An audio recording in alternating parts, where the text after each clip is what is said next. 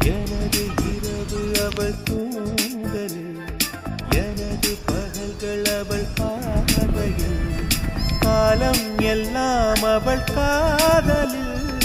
கனவு கலையவில்லை கண்களில், இதயம் துடிக்கவில்லை ஆசையில், வாழ்வும் தாழ்வும் அவள் வார்த்தையில்.